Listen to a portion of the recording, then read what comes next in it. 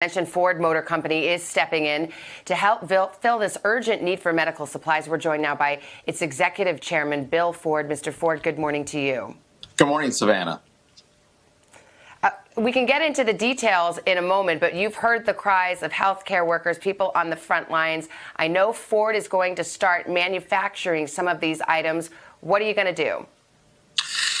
We actually have four big efforts going. One is we're working with GE on ventilators to dramatically increase the capability they have to deliver these in numbers. We're also working with 3M for air purifying respirators. We're going to help them dramatically increase the production of those. And then in-house, we're also doing face shields, trying to produce hundreds of thousands of those a week, and N95 masks. We're 3D printing them. So we have a lot going. This is very much kind of what our company does when we're needed, and our employees are amazing. Yeah, it's interesting to see how you've teamed up with other companies. I also heard that you had to kind of get some stuff off the shelf to work out, for example, the masks. I think you're using some items you had in stock. Yeah, I mean, look, when you're in a situation like this, you do anything you can, and so we're using fans from our electric our seats that are air cooled and heated. We're actually finding that those fans are useful in production of some of these other items. So. We're going into our parts bin to see what can be done. We're a very opportunistic company. We've got great engineers and great manufacturing people, and we're putting them to work. How soon and how many, when it comes to some of this, ventilators, you talked about respirators, you talked about masks, and so forth?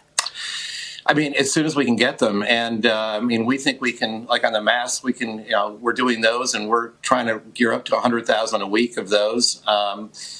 With 3M on the air purifying respirators, we're trying to increase the capability there from 6 to 10 times what they can currently make. Maybe we'll do that in our facilities as well. Same thing with the ventilators. We potentially not only can help GE increase their production, but we could do it in our facilities too. Obviously, when we do it, we have to make sure that our employees are safe, and we're working with the UAW on that as well. And just to understand where you're coming from here, you mentioned that Ford has a long history of helping out. I mean, it's a company that's been around for many, many years. Is there any profit associated with this? Are you donating these materials? How is that going to work out? Honestly, Savannah, we have no idea. We're just going as fast as we can. Nobody's talked about the financial implications of this because this is a national emergency, and we'll sort all that out later. But, we need to get going. We are getting going. We haven't talked to anybody about any kind of reimbursement or anything like that.